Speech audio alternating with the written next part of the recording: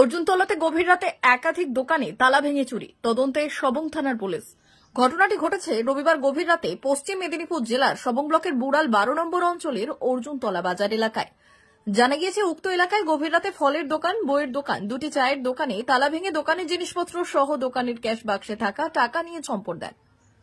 সোমবার সকাল 7টা নাগাদ দোকান খুলতে এসে দেখতে পান দোকানের তালা ভাঙা। খবর দেওয়া হয় সবং থানায়। সবং থানার পুলিশ এসে সিসিটিভি ফুটেজ দেখে তদন্ত শুরু করেছে। তবে ক্যাশ বাক্স থেকে কত টাকা চুরি হয়েছে তদন্তের জন্য সবং থানার পুলিশ জানাননি। স্থানীয়রা জানিয়েছেন, গত শনিবার রাতেও পাশের শীতলদা বাজারেও একটি সোনার দোকান, একটি চায়ের দোকান ও ফল দোকান চুরি হয়।